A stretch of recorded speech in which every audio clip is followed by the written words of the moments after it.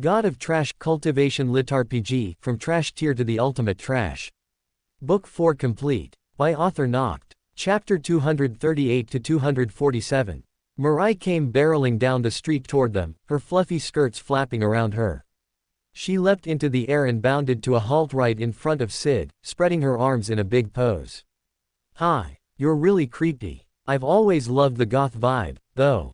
And you're killing it. A vein throbbed in Graves' forehead, but at the same time, the same expression appeared on his face that Rhys sometimes saw on himself when he faced a difficult puzzle that engaged his path. He raised his brows, suddenly understanding. Oh, is that why he's staying with Mariah? Because she constantly challenges him, and therefore forces him to grow in his path of the butler. Or servant, or whatever. Grave probably liked Mariah, too, as a kind of daughter-friend annoying but funny colleague kind of situation, but Rhys felt as though in this moment, he'd finally seen through to the true reason. Sid opened his mouth. Before he could speak, Grave stepped forward. I apologize. My colleague has a strange way of speaking, but she means you no insult. In her excitement, she said too much, when what she really meant was to compliment your choice of garb. We would appreciate if you overlooked any misspeaking on her part. Sid blinked for a moment, then nodded. Okay. What did I say? Mariah asked, baffled. She looked at Rhys, who shrugged and shook his head at the same time. He knew what she'd said, but he didn't want to have to explain it to her, especially not in front of Sid, who might take offense at the idea that he would take offense at something. Rhys wasn't sure, but Sid definitely gave him that kind of vibe, or at least the unhinged enough to decide it bothered him this time vibe. In short, Sid seemed unhinged. Rhys cleared his throat. You've met all my friends now, Sid. Should we go? Sid looked at Rhys, then reached out and gently patted his shoulder. It's okay. I don't have many friends either. That's not what never mind. Rhys turned and started to walk off, secretly tracking Sid in his mana senses. Sid lingered a moment, then followed after Rhys. Oh. What's that? Mariah asked. Rhys froze. Oh, come on. They'd almost escaped. Almost made it out of here without Sid murdering anyone. Why did she have to ask now? He and Sid both turned. Mariah pointed at the back of Sid's trailing garments, where a hunk of dark something clung to the very back of the fabric. Even with Mariah pointing it out, it was so dark, so close to Sid's robe's color, that Rhys had to squint for a moment to see it. It was black, dark, kind of oily, and yet, a substance that seemed to draw in the light. He jolted. It was the stuff that had been stuck to the bottom of Darren's floating island that the Empress, and then Rhys, had co-opted. The stuff that even he couldn't freely absorb. Sid blinked slowly. There is nothing, he said, but his eyes flickered, clearly bothered by it. You're right, it's super uncute. Mariah squinted at it, then pointed her finger at it. Cutify. Rhys crossed his arms and took a deep breath. Mariah, there's nothing. Mid-sentence, his voice trailed off. Slowly, his eyes widened. A pink beam from Mariah's finger landed on the black clump, and it reshaped itself, growing more sleek. Its color subtly shifted, until it was entirely impossible to tell from Sid's robes. It exuded filth, but it was weaker filth, as if all the strength had been sucked out of it. Rhys suddenly felt, looking at it, that it was no big deal, no problem at all. It was strong, stronger than the impurities he'd faced so far, bar that mine on the edge of the Empire, but it wasn't so strong that it was terrifying anymore, or something he couldn't overcome. He knelt and touched it. Impurities immediately infected him, but they barely blackened his fingertip before they faded away. He pulled them into himself, and easily incorporated them into his trash star. Without hesitation, Rhys pulled the black clump into himself. Under the effects of the Cutify beam, the impurities rushed into his body, attacking and infecting everything they could, but it was no worse than Rhys was used to. Nothing to write home about, really. They'd been infantilized, made cute, and therefore unthreatening. He stood, looking at Mariah in a new light. She was silly, and her path was a bit goofy, but so was his. He absorbed impurities, she weakened them, to make them easier for others to deal with. His mind flashed to absolute existence, and their misunderstanding of him as a true god of trash. They'd brought him here for a reason, whether he was what they'd meant to bring or not. But they'd also brought Mariah. He hadn't thought too deeply about it, but what if Mariah was also meant to clean up this world? She simply had a different route to accomplish it. As did the Empress, if Mirai was right and she really was also isekai'd here from some version of Earth. Mirai made things cuter, nicer and easier to look at, cleaning them up by making them pretty. The Empress had attempted to purify the world's mages, by forcing them all to align to her vision of what magehood should be. And Rhys was the garbage man, taking out the trash. Altogether, they made, what? A cute, pure trash-free planet. Rhys frowned. No, I don't think that's right. I think absolute existence is trying to solve one problem, but through as many ways as possible. It was throwing spaghetti at a wall to see what stuck, and Rhys, the Empress, and Mirai were its spaghetti. 3 different routes, one problem to solve.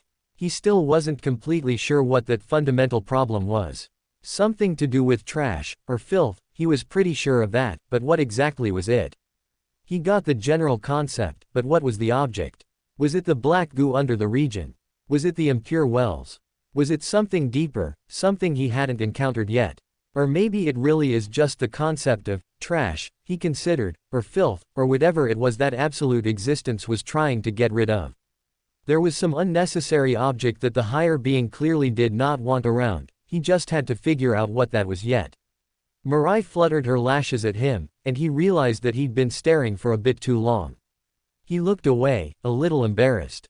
He hadn't meant to get lost in his thoughts like that. Mirai struck a cute pose and giggled. Gaze upon my cuteness as long as you like. It's not every day you get to bask in the presence of one as radiant as me. Rhys rolled his eyes at her, and she tossed him a wink, clearly joking. Sid looked over at Mirai, then at Rhys, then back at his trail. He nodded slowly, his gaze shifting back to Mirai. I like you. Ah, that's so nice. I like you, too, Mirai said. He reached into his robes and handed her a small, pale orb. Here, this will help, if you're ever in danger. Rhys blinked. That's unexpected. Then again, what part of Sid was expected? He extended his mana senses toward the orb, a little curious. People in the northern region liked using orbs, and he hadn't quite understood the purpose or point yet. Had Sid picked that up? Did he use orbs, too? Almost instantly, he had to restrain himself from jerking back. A small bug squirmed inside the orb. It wasn't an orb at all, but an egg. Ooh, squishy, Mirai said. Don't squish it too hard, Rhys said, a little worried. He glanced at Sid. Was this okay? Could he really just let this fly? What if that was a parasitic egg or something? He had no idea what was going through Sid's head. Quietly, Darren materialized. He leaned toward Rhys's ear, though it was entirely unnecessary, no one else could hear him. Don't worry. Sid is capable of producing eggs on his own, without external intervention. However, these eggs are only capable of hatching into horrific, mindless beasts that rampage over whatever they stand before. Your friend is in no danger, this is an earnest act of goodwill. Why the hell did you give your crazy bug man the ability to create an army of bug monsters at will? Rhys gave Darren mad side eye, but didn't say anything in the moment. The more he learned about Darren's past, the more he felt like maybe the man should stay dead. The guy had an insane idea of what was okay and what wasn't. As if he could read Rhys's mind, or maybe in a rare moment of conscience, Darren coughed. I didn't know he was crazy when I created him. He would have been a formidable force on the field of battle if he weren't so damn volatile.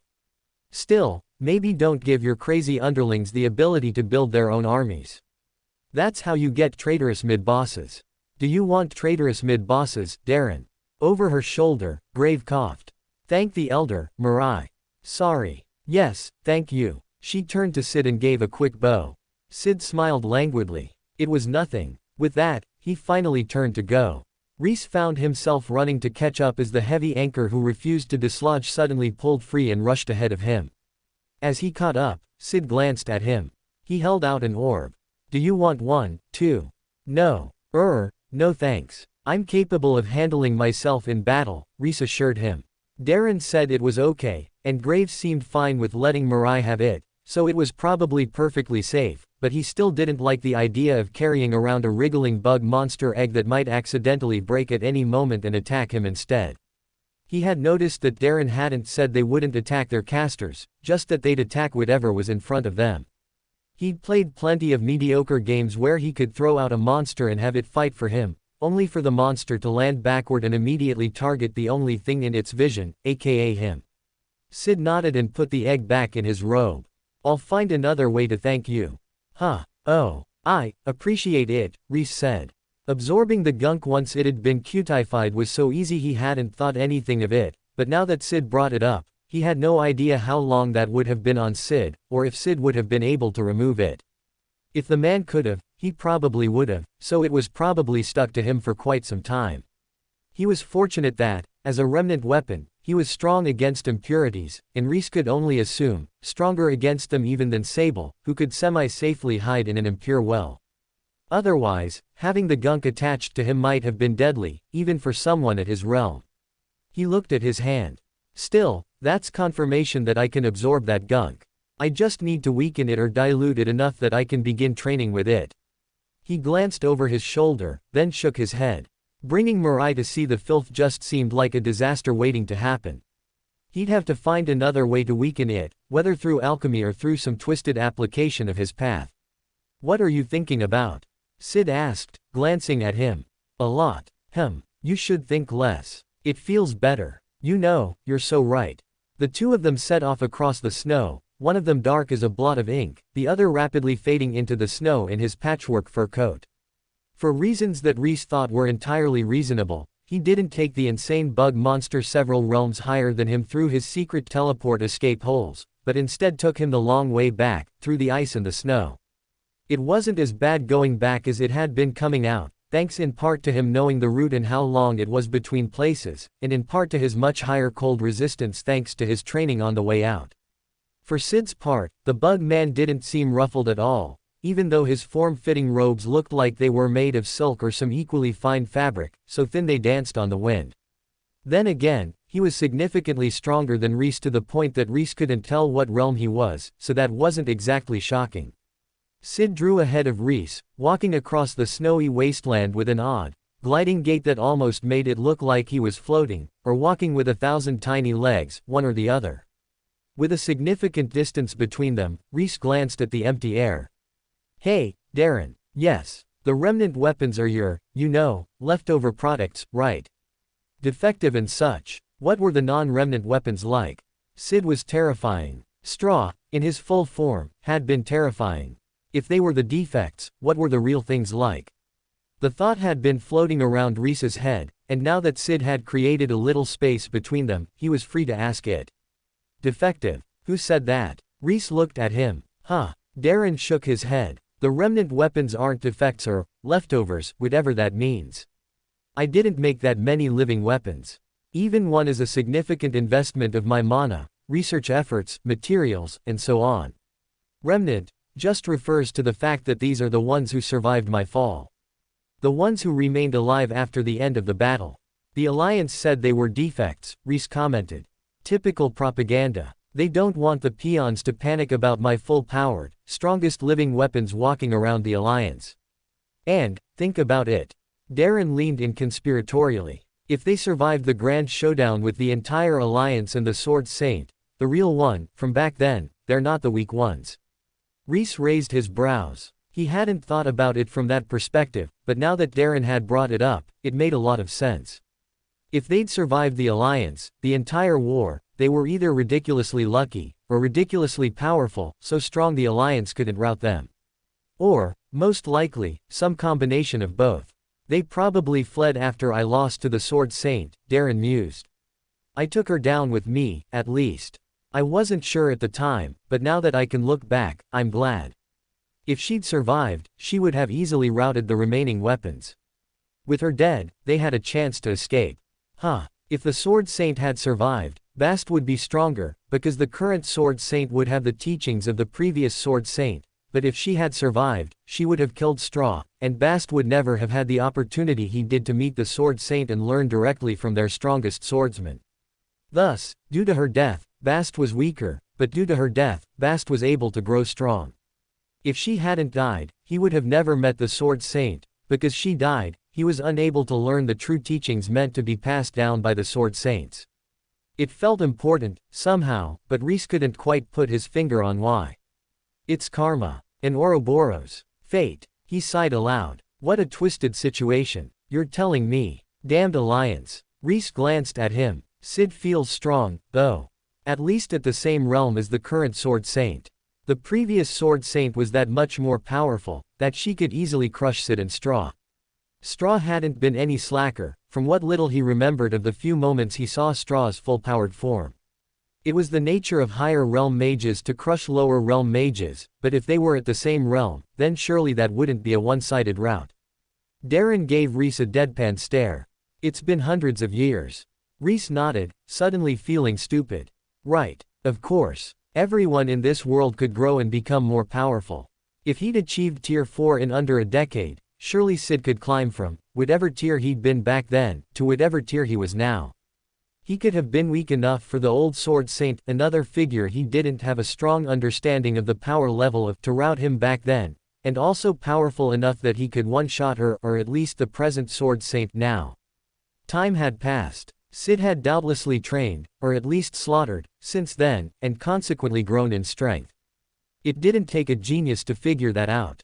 They continued over the ice. Rhys left Sid a respectful distance, and Sid seemed to appreciate that. The bug man never drew too far ahead, nor waited for Rhys to arrive. The two of them existed within eyeshot of one another, and that was good enough. It wasn't like Sid was worried about Rhys, or vice versa. It was an escort quest, but what if the escort could wipe the floor with you and also moved at twice your speed? You know, that would make escort quests not suck. Video games should do that, Rhys thought, nodding to himself. Though then it might be less of an escort quest, and more of a chase scene.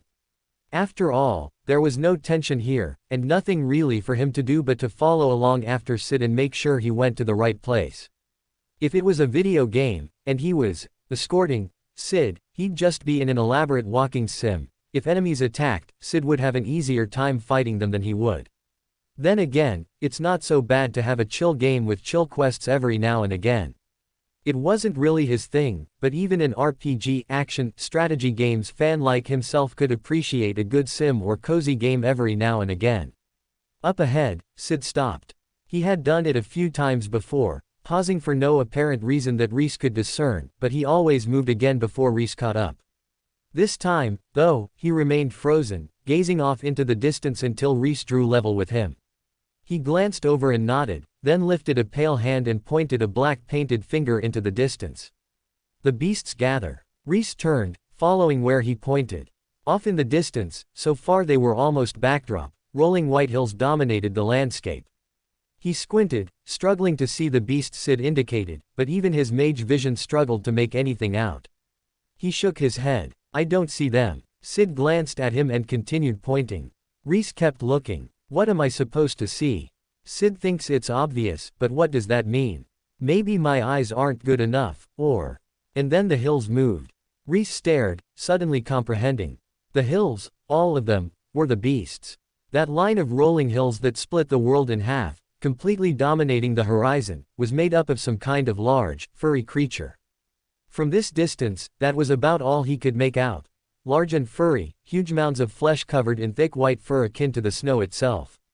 Their bodies melded together, and melded into the snow in equal measure. Whether they were thick or thin, tall or squat, round or angular, that was all lost in the distance, but they were immense, and immensely powerful. These were the things the Sword Saint had been summoned to put down. Are we in danger? Rhys asked. I'm not. Sid paused. We should hurry. Rhys nodded and sped up, taking off at a run. Sid stood there for another few moments, watching the beasts, then followed him at what appeared to be a leisurely glide, though he easily kept pace with Rhys. They ran. The tundra whirled by, passing so quickly that it all became a white blur. The hills on the horizon slowly crept forward, encroaching their rear view. They were moving fast, but so were the beasts. The beasts were slowly but steadily gaining on them, and over the course of a few hours, the hills drifted forward. As the beasts grew closer, the earth began to tremble beneath them. Cracks split the ice, thin at first, but quickly widening. From paper-thin lines to the span of Rhys's palm, to nearly as wide as his forearm was long, to wider than he was, they cracked open deeper and deeper. The ice thrummed rhythmically to the beat of the beast's footsteps, the vibrations growing stronger and stronger until they resonated through his very bones. A thought came to Rhys, a few hours into them running, and he looked around for Sid. Sid had drawn slightly ahead, and Rhys sprinted forward to catch up with him. Lord Ravin is hiding in the ice worm caves. Will he be safe down there? The beasts don't burrow, Sid said, as if it were obvious. No, I mean, will the ice cave in? Crack. Rhys gestured at the ice all around them, trembling and riddled with holes. As if to prove his point, a great chunk of ice suddenly broke free and tumbled into the darkness of the deep ice below. Sid stared, then shrugged. If Lord Ravin did not reinforce his ice caves, I cannot be blamed for his sudden demise. I need his information, damn it. Rhys thought, but didn't speak it aloud. Lord Ravin seemed like a scumbag on a personal level, what with him running around on both his lovers, and also a scumbag on an inter-regional level, since he'd been plotting to invade the Alliance. It might not be such a bad thing if he died, and it wasn't like Rhys was that desperate to hear this information, it had just been the best lead he'd had. He could always find another, though he'd be super annoyed if this all came to nothing. At least if he's giving me the runaround, I can six it on him. The only dissatisfying way this ends is if the beasts kill him without me ever seeing his face again. With both of them running, they crossed the ice in record speed. They'd already been walking for several days, so before long, the snowdrifts and ice crags began to look familiar. Rhys glanced back. The beasts were close, but still far enough away that he couldn't make much out, aside from them being large, muscular, and covered in white fur. Their body shape was akin to elephants or woolly mammoths, but he couldn't confidently say that they were mammoths, since he still couldn't make out their faces or any features of their bodies. Over there, he's down there, Rhys called, pointing out the hidden hatch into the ice. Sid looked at him. You want us to test if his tunnels are reinforced with our bodies? You're strong. Surely you can reinforce the small bit we'll be standing in. I could. Will you? Sid looked at Rhys. I will survive. Not the answer I want to hear. Rhys took a deep breath. They couldn't stay in front of the mammoths, eventually the beasts would catch up to them. He could fly over them, but he didn't know if that would provoke them. The herd gave off a high-tier aura, high enough that any human mage would be able to fly, and he didn't know if they had magical or ranged attacks, either. If the herd attacked him, he wasn't at all confident that he'd survive. Better to avoid provoking them. I'll just have to do my best. Worst case, he could escape into the void, but, he grinned, a little of his excitement to train his magic welling up once more. This seemed like a prime opportunity to train, and he knew just the skill to practice with. Rhys dove down the hatch. Sid followed after him, in no particular rush. Beneath the ice, Rhys started dragging out items from his trash star, things that were sturdy and adamant, which emanated a desire to stand and survive. He piled them against one another, quickly building a shabby lean-to or hut. He could run deeper into the ice and avoid the herd, hope that the depth of the ice would save him, but on two accounts, he refused. First, if the ice was going to collapse anywhere, it would collapse everywhere. Being deeper into the ice just meant he had further to dig himself out later. Sure, what with static friction, physical integrity, and so on, it was less likely that the deep tunnels would collapse than the shallow ones, but fundamentally, this was akin to being in a mine during an earthquake. Anything could collapse, so better to be near potential help than deep beneath, where nothing would help you. Second, this close to the surface was the best place to push his limits and further his techniques. If he went deep into the ice or tried fleeing the beasts laterally, he wouldn't have the opportunity to test himself the way he would here, at the edge, right under the rampaging beasts. Sid watched him unblinkingly, with the kind of intense, silent focus Rhys most associated with drug addicts under the influence of some kind of powerful upper or hallucinogenic. He did his best to ignore the bug man, and didn't build defenses around Sid the way he built them around himself. Sid had already declared several times that he would be fine even if he got trampled, and furthermore, if Sid wanted to be protected, he could walk over to Rhys and stand within the confines of the trash hut Rhys was rapidly assembling. Since he didn't, Rhys could only assume he wasn't interested. The trembling grew ever stronger. Rhys had lodged his trash items deep into the ice below, and equally supported them with mana, or else the makeshift hut would have collapsed from the shaking alone. He stepped into the hut, then slotted the final piece into place behind him. There wasn't a lot of room in the hut. It was big enough to stand up in, but that was all. If Sid had wanted to join him, they would have had to get uncomfortably close, but the man didn't look concerned at all, even as tidbits of ice and snow started raining down on them and the floor and ceiling rocked frighteningly. He put his hands behind his back and gazed up, surveying the ice ceiling above them. Rhys put Sid to the back of his mind.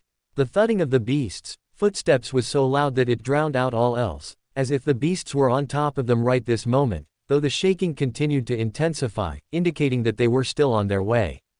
Touching his hand to the materials that made up his hut, a crossbeam, a broken pillar, a sturdy table leg, and so on, all of them strong materials that had once supported something important, and longed to once more take on that role.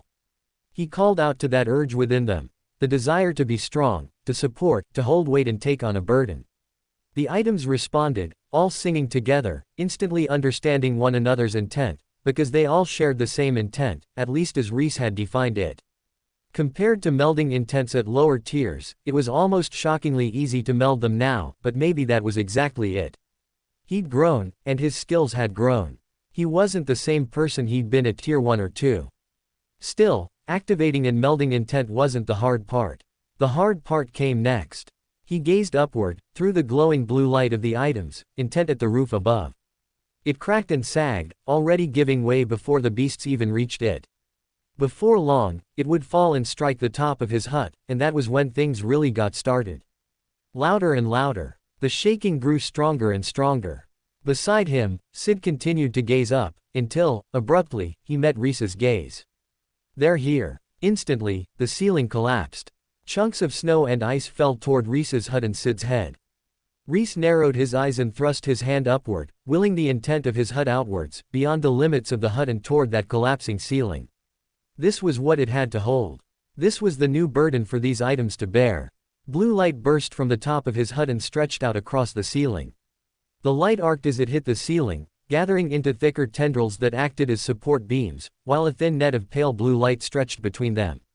The ceiling fell into the light, and the weight of all of it at once hit Rhys like a truck.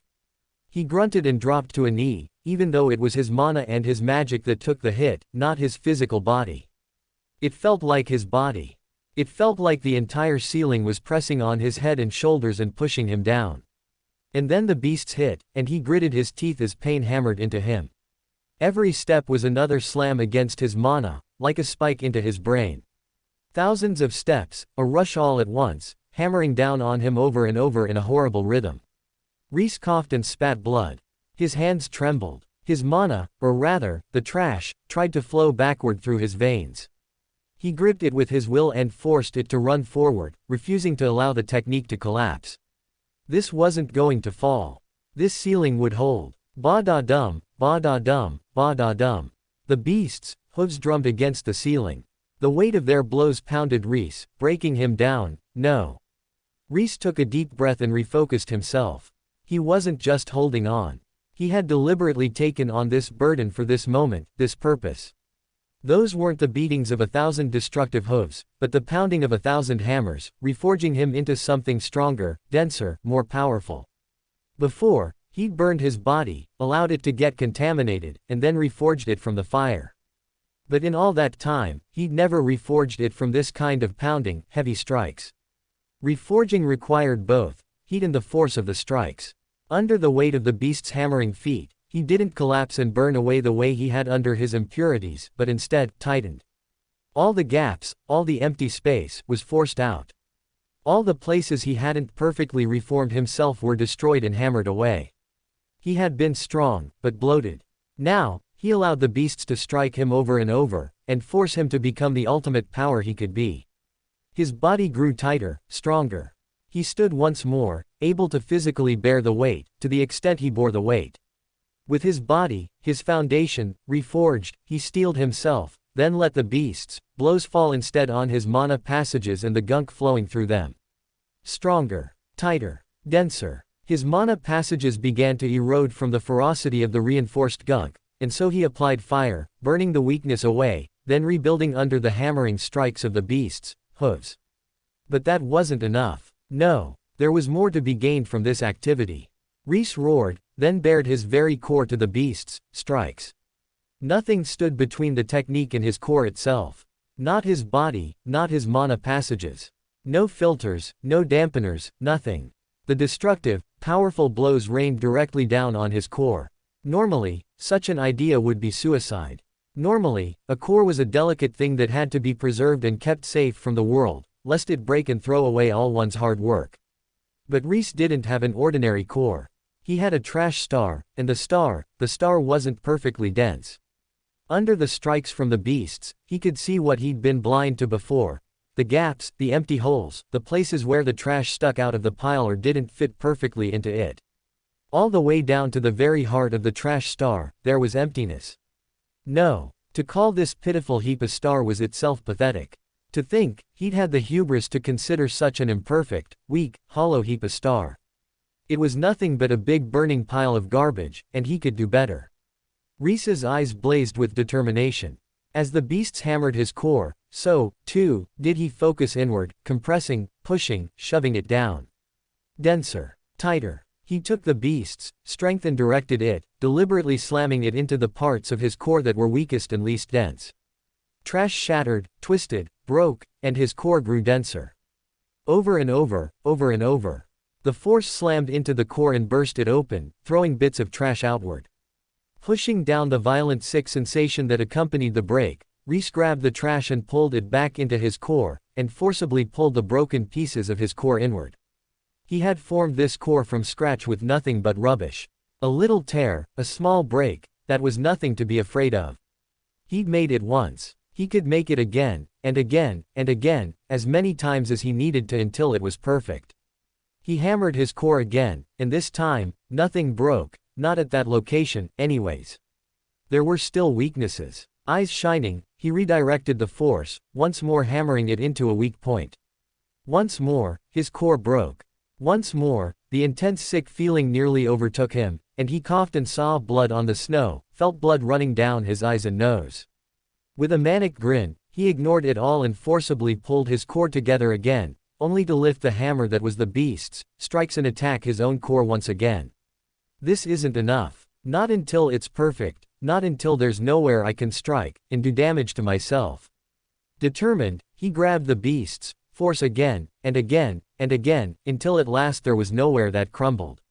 Rhys stood tall. He was stronger. His mana passages, more pure. His core, denser. Every part of him felt more, as power coursed through his veins and energy sparked through every cell in his body. He had been forged anew, hammered in ways he hadn't previously attempted. And now, the pitiful intent before him looked like it could use a boost. He reached out to the objects he'd chosen and called out to them. Was this it? Was this all the more they could do? They'd once supported buildings, roofs, grand tables and more. In this sloppy shape, this misshapen lump of mana, was this all the better they could do? Surely there was more to their strength. Surely there was more to them. The items responded with a fierce roar. Yes, there was more. Their wills intermingled, and as they did, Rhys brought down the hammer onto them, reforging them from trash, into something new, something stronger, something immensely more powerful than what any one of them had been before, more powerful even than the sum of their parts moments ago. The hut condensed, with Rhys barely sliding out of it before it came together. The pieces of trash all flew at one another, eager to be part of this new, grander thing. They melded together, as if they were under the effects of trash enchanting, though Rhys was still only using trash intent. A table leg, a cornerstone, a crossbeam, no longer. They merged into one solid pillar, and the entire spell changed. The organic, root or branch-like strands of mana climbing over the ceiling turned into powerful arches, regular and strong. The pale blue net-like mana between them became a solid ceiling. All of it called forth from the trash's intent itself, from its memories, from its desires.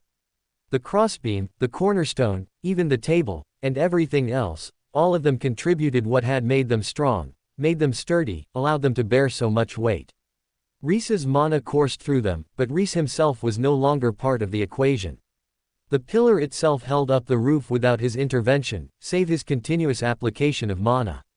The trembling stopped. The ceiling ceased cracking. Even the endless drum of the beasts' hooves faded away, growing quieter before the force of Rhys's construct. Sid raised his brows. Impressive. I've seen a lot, but, even I'm at a loss, Darren murmured half to himself, somewhere between disbelieving and awestruck. Rhys looked Darren in the eye, then grinned. Skill issue. Welcome to Fanfic Audiobook, your go-to place for immersive audiobooks. If you enjoy the content, don't forget to like the video and subscribe to our channel for more amazing stories. And please support the author by link in description. What? Sid asked, his voice as cold as the ice tunnels they stood in. Skill issue. I had a problem with my skill at first, but I resolved it, Rhys explained earnestly, as if his words could not possibly mean anything else, while simultaneously enjoying Darren's invisible to everyone else meltdown in the corner of his vision. Oh. Sid nodded and wandered away, exploring the space supported by the pillar. Rhys breathed in and out, feeling the difference in his body, his mana passages, his core. Everything felt better. Before, he'd been over the limit of Tier 4, barely stumbling high enough to qualify as Tier 4 at all, but now he was solidly Tier 4. Maybe even middle Tier 4, though he barely dared to imagine his tier so high. It seemed impossible, and yet, here he was. Stronger and more powerful than ever before. And as he continued to maintain the pillar, and the beasts continues to run over it, his strength and control over the trash intent only grew stronger. The beasts' beating hooves grew less and less frequent, then died off altogether. The beasts had passed. Rhys lowered his hand, canceling the technique, and quickly sucked the trash tidbits back into his core. An unfortunate consequence of his new denser core was that his trash bits were smaller, maybe even entirely unable to draw forth. Curious, he drew out a tiny scrap and put trash intent into it. More mana rushed from his hand than he expected, but a chair appeared in his grip. He shrugged and put it back away. Looked like it still functioned. Still, might be worthwhile to keep some pieces larger just for the lower mana cost and ease of use. He clapped his hands together and looked at Darren. He still had those questions that Darren had to answer. He still didn't know what he wanted to use them on, but he was keeping them in his back pocket, and he hadn't ruled out forcing Darren to answer an annoying question just to be obnoxious. What? Darren asked, recovering. Rhys shrugged and looked away. No need to piss off Darren right now. They were kind of getting along, after all. Not really, but kind of. Better than they usually got along, anyways. Somehow, Sid was making him and Darren get along. Maybe because Sid is crazy, so I'm on edge around him, but Darren is just misguided, so I don't have to watch myself around him so much. Or maybe Darren, being immaterial, posed no threat to Rhys even if he wanted to kill Rhys, so there was no need to be on guard around him. Either way, he was somehow starting to understand Darren a little. He's really making me not want to revive him, though. The more he liked Darren, the less he wanted to revive him, though it was mostly, he had to admit, because of the lack of threat Darren posed that he liked him, so therefore, he didn't want to revive the threat and have to be on guard around him. Maybe that was the solution. He'd revive Darren once he was stronger than him. He thought for a second, then nodded. Really, it only made sense. If he revived Darren when Darren was stronger, he'd be in danger. The other way around, it'd just be a favor for a friend. If he considered Darren a friend by then. Sid was still on the other side of the room, looking at the ice walls with interest. Rhys crossed his arms. A while ago, you mentioned you couldn't create souls. So how do Straw and Sid have souls? Darren glanced at him. Do you think I deliberately gave them these personalities? I dunno, maybe. No. Everything in this world possesses a soul, or the ability to obtain a soul. From the smallest blade of grass to the basest insect, all beings can develop souls if given the opportunity. As a bundle of straw originally, Straw had a great many chances to develop a soul. One of the straws must have gained consciousness at some point. And the same must have happened with Sid. Rhys nodded slowly. That makes sense. But wait, how do you make Sid, then? Have you heard of the GU curse? Or perhaps poison jars? Yeah, you mean the thing where you put a bunch of bugs in a jar and the one that survives after a week or so is the curse. Precisely. I put 100 bugs in 100 jars. When only one bug remained, I opened the jars, and put the remaining 100 bugs in a final Thunderdrome jar. Darren gave him a confused look. No, I fused them all, combining their cursed energy into one ultra-powerful bug with all the strongest aspects of all the bugs combined. Oh, so that's the spiderweb and the eggs and also that creepy train thing he has going on explained, then. Yes, he is a choice Sid made. To be precise, he's about 53% female and 47% male. Really, it's not that surprising. In bugs, there are many species where the female is larger and more powerful, though there's also many species where the male is the larger one. The victors fell out mostly on the lines you would expect, according to which species defeated the other 99 bugs in the jar. No, I mean, wouldn't Sid be the soul of one particular bug, and therefore either male or female? Like how straw was probably the soul of some random strand of straw, Rhys asked. Darren shook his head. I don't believe that's true. Unlike with straw, when I fused the bugs, many of them had tiny, burgeoning souls. Although I am no master of soul arts, I sensed the souls fusing when I combined the bugs into Sid. So Sid's like an ultra mega GU curse. He is the combined might of 1,000 bugs, Darren said proudly, and Rhys felt the same energy emanating from Darren that he himself exuded when he said a really cool line. Just to harsh his mellow, and for no other reason, Rhys commented, that doesn't seem like a whole lot of power. Darren glared at him. I mean, I could take 1,000 bugs. Give me some boiling water and an anthill. It's pretty easy, honestly. Do you mean to imply that Sid is pathetic? Not at all. No, he's absolutely terrifying, and I'm super impressed by him. What I'm not impressed by is your marketing prowess. You need a better line than, the combined might of 1,000 bugs. Something that properly expresses his terrifying aura, not something that makes me feel like I'm facing all the power of a single anthill. Darren harumphed. My marketing worked well enough to make the entire region fear me. And then they overthrew you, so I don't think it actually worked. The ex-demon king had nothing to answer that, so he crossed his arms in a huff instead. Are we done? The sound in the real world of Sid's voice, as opposed to the semi-psychic sound of Darren's voice, startled Rhys for a moment. He turned to Sid, who was standing by the exit with all the impatient energy of a 5-year-old having to sit around while their mom chatted with her friends. Yeah, I'm done. I'm coming. Rhys hurried over to Sid's side, and Sid swept off, heading deeper into the ice tunnels. They didn't have far to go. Rhys recalled the route to Lord Ravin, and swiftly led Sid to his room. He gestured for Sid to stay outside and entered first. Lord Ravin, I return. With one of my retainers.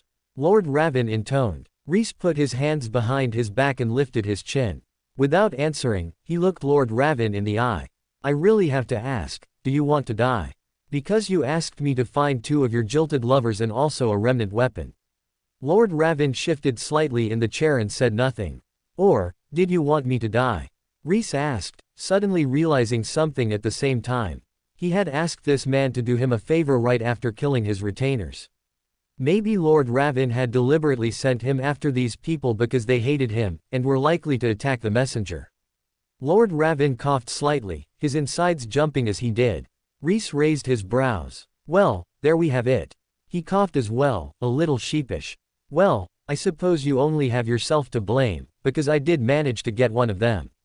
Zello. Or perhaps Madame Adele. I suppose you recognized the remnant weapon and chose not to visit him, because you wouldn't survive. Hello. Sid said cheerfully, stepping into the room. Lord Ravin froze. Rhys coughed again. Right, I'm shit at talking to people, but I have a high affinity with remnant weapons. I was trained by one, and Sid's daughter is my friend.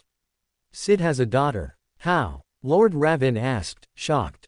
That's quite rude. I have the same equipment as everyone else in this room. I wasn't questioning the physicality, but the survival, never mind.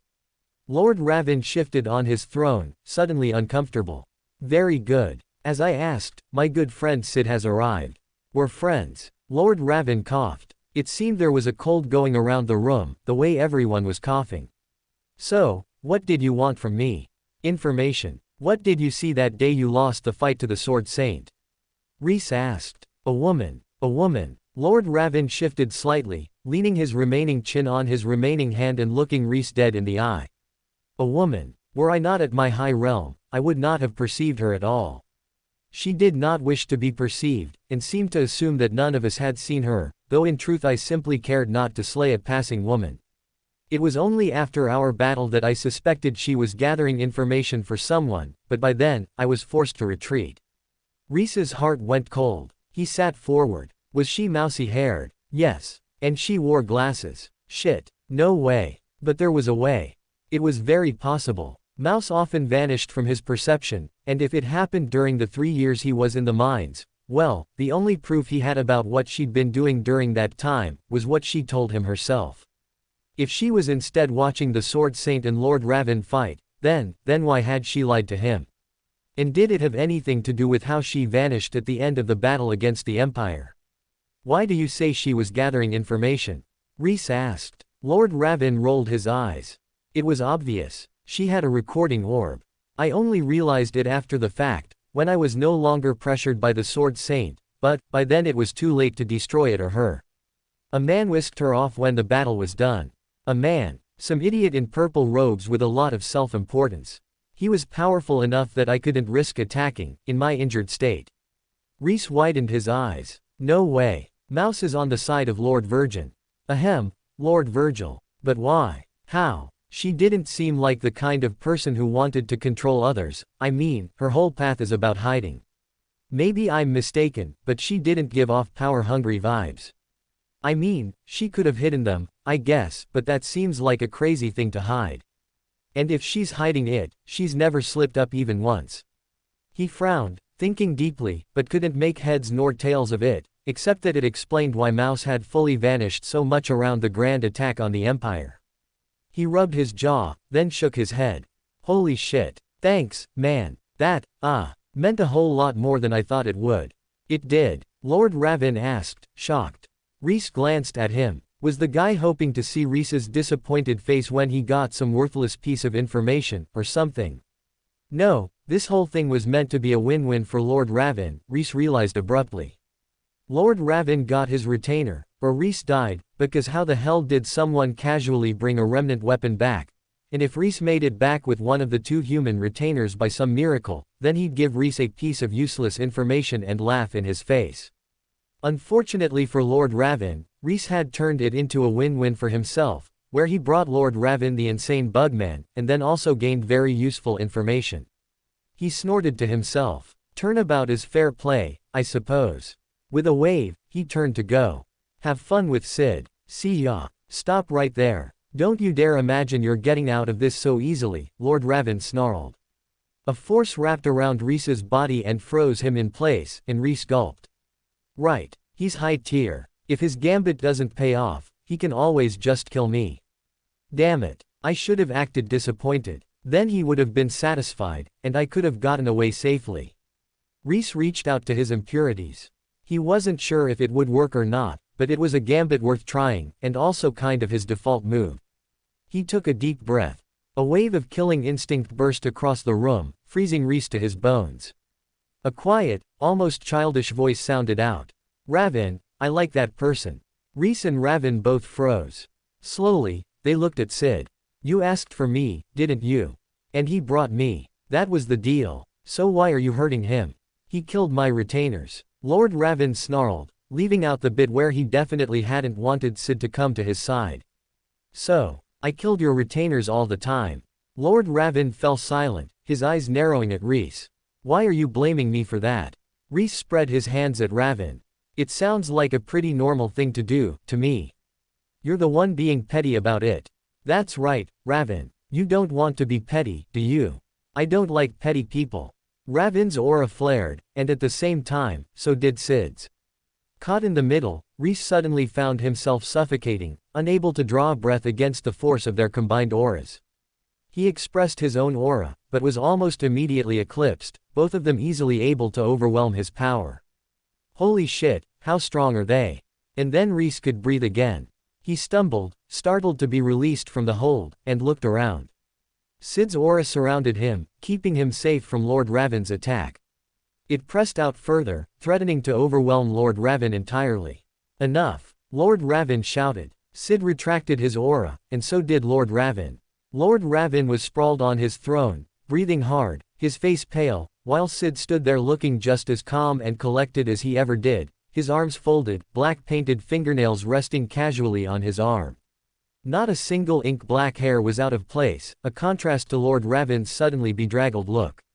He did what you asked. Let him leave, Sid demanded. Rhys saluted. As promised, I have delivered your, Sid. I'll see myself out. Lord Raven glared daggers at Rhys, but with Sid standing right there was nothing he could do about it. Rhys scurried out, leaving the two men alone to figure each other out. At this point, he wasn't sure Lord Raven would survive, or that he wanted the man to. Honestly, if Sid killed him, Rhys would have doubly profited from this. But only if he survived, so he sped through the ice tunnels, racing for the surface. Sid's opinion might change at any moment, and the second it did, Rhys was dead. He needed to get far enough away that Lord Ravin couldn't just kill him with his mind before that happened. The tunnels rumbled. Rhys glanced up. The beasts again. But there was no rhythm to the thumping. It was more like a continuous, thundering rumble. And the way it shook, it felt more like it was coming from below. Rhys's eyes flew wide. The ice worms. These were ice worm tunnels. If something was coming at him from below, then it had to be the ice worms themselves. Lord Ravin had said they were ice worm tunnels, but hadn't said they were abandoned. He sped up, racing for the exit. The tunnels shook. Icicles rained down from above. Between Rhys's intervention and the depth of these tunnels, they'd remained intact through the beasts' rampage, but now, they came crashing down. A roar sounded close behind him, and one of the side tunnels collapsed completely, huge chunks of ice blocking off the path forward. He glanced back, and the tip of a huge, crystalline wormy figure appeared, looming over the furthest point in the tunnel behind him. The whole thing was icy pale blue and transparent, so that he could see the ice tunnel through its body. Its rings were fractured and faceted, shining light in all directions. It didn't have eyes or a mouth that he could see, but it didn't matter. If something that big rammed him, he'd be. Let me try that again. If something that large penetrated him.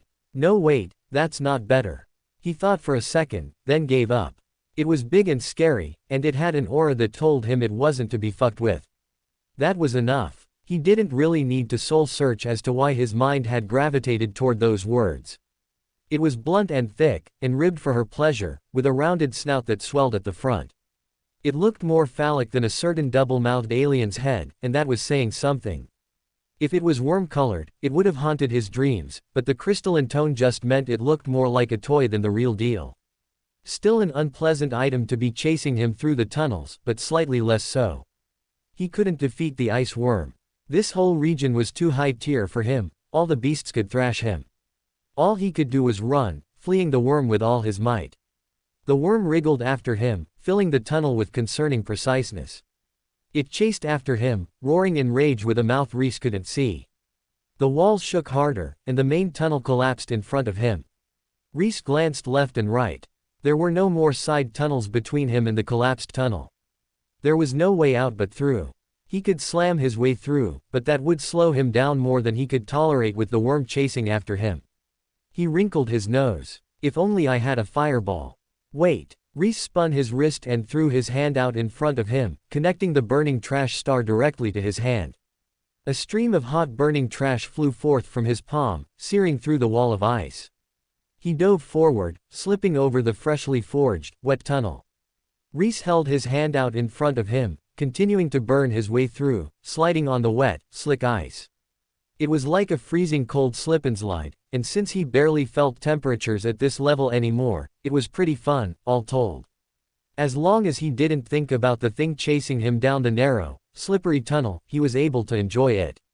Behind him, the ice worm slammed into the fallen wall and burrowed through, sending ice shavings and chunks of ice everywhere. Rhys, halfway through the fallen wall, pointed his hand downward and burrowed into the ice instead. The worm crashed by overhead, blasting on down the passage. It hurtled on, its long body rattling against the ice as it burrowed on. Rhys, meanwhile, turned his hand sideways and burrowed into the wall, further away from the worm, then hollowed out a small room for himself and sat there in the deep ice, waiting for the worm to pass. He leaned against the ice wall, frowning.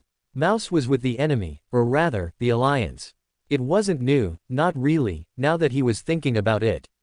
She'd watched him for Ernesto back at Purple Dawn, and Ernesto seemed pretty well burrowed into the Alliance, or at least Purple Dawn, which was a considerable chunk of the Alliance's power and therefore the Alliance.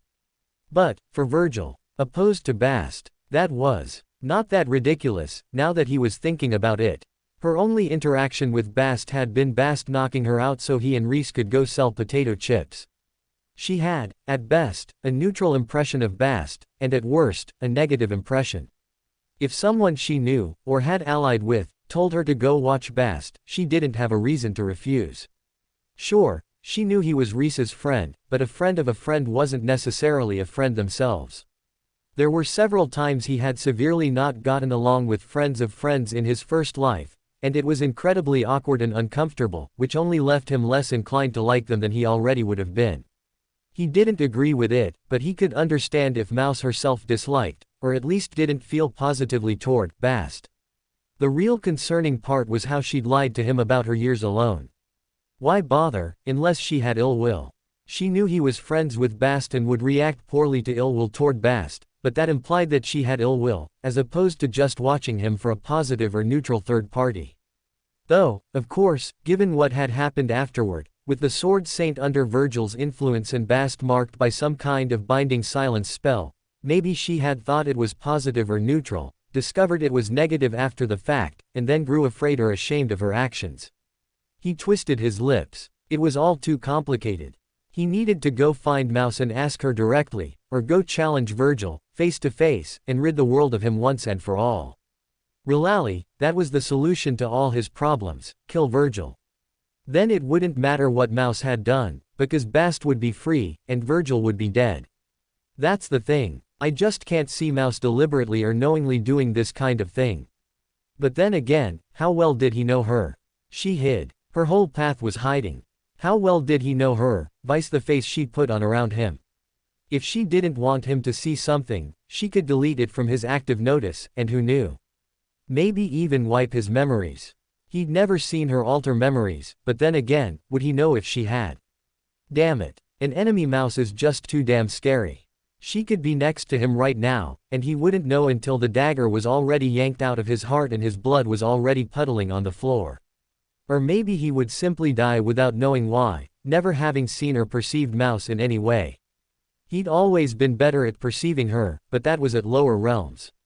The present Mouse could disappear an entire arm from his awareness. And he last registered her as a Tier 2, but she could well be Tier 3 by now. Hell, she could be Tier 4, and he's simply unable to perceive her power level past the Tier 2 she wanted him to perceive. His entire campaign against the Empire had rested on his assumption that Mouse was benevolent and on his side. She hadn't betrayed him, but now, he was pointing his arrow at the Alliance. Could he still assume that? Should he? Well, that's an obvious no, that second one, Rhys thought, snorting at himself. The next time he saw Mouse, he'd have to take care not to let her get too close, and to keep a safe distance between them. Her power was just too terrifying. For all he knew, she could make him forget that he'd ever been intent upon attacking the Alliance at all, or that Bast had ever been free of his marking. He doubted she was so powerful, mostly because he hadn't seen her do anything like either of those, but that was just the thing. If she was that powerful, would he know? Would he have seen her do that? Or would it simply have happened, without him being able to notice? The rumbling grew distant as the ice worm burrowed back into the deeps. Rhys climbed out of his hole and out of the tunnels, setting his feet back toward the Alliance. There was only one way he could go for answers, and he was in no mood to wait any longer. Now that he knew Mouse was dangerous, he had to know how dangerous. Rhys quickly left the frozen wastelands behind, changing into his ordinary robes when the fur ones grew too warm. Even if he didn't feel the temperatures that much anymore, comfort and discomfort were still a thing. He only felt it as a mild twinge as opposed to the sweaty hell he was used to overheating feeling like. But then, not only was he a mage, but he was also a few 100 pounds lighter. He'd be shocked if he'd felt the same without all his blubber locking the heat in, let alone the massive difference being a mage made.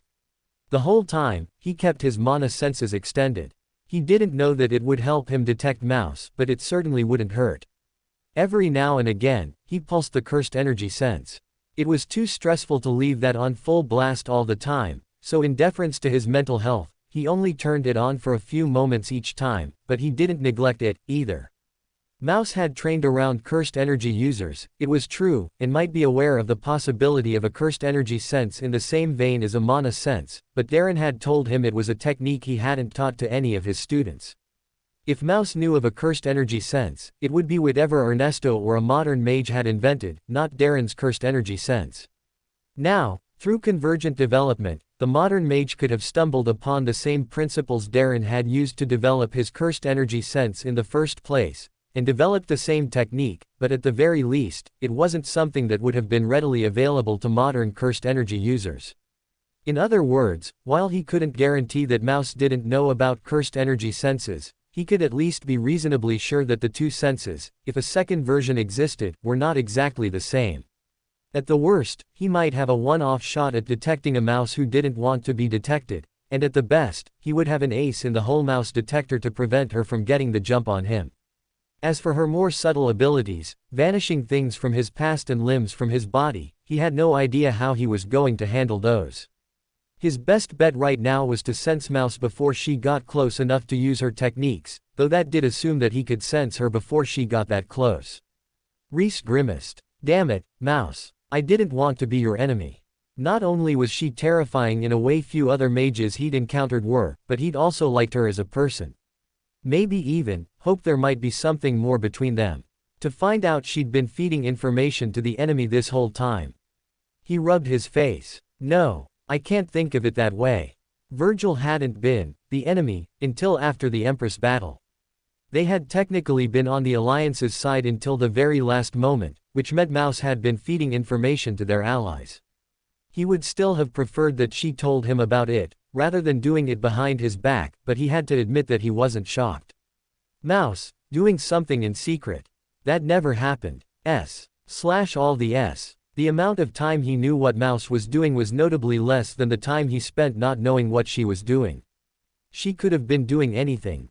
Running the farms. Sneaking off to the library. Feeding information to the enemy. Stop. He wasn't the enemy at the time. But she had to have known. She knew he and Bast were friends. Even if she personally disliked Bast, she knew Rhys liked him. If she'd seen Virgil mark him and said nothing, then she'd betrayed Rhys, whether she'd thought of it that way or not. Unless Virgil marked her. Unless he pressured her in some way. She's not actually invisible. Higher tier mages can see her and act against her, Lord Ravin made that clear. There's no doubt that Virgil is higher tier than her, and it's not as if I know her life story.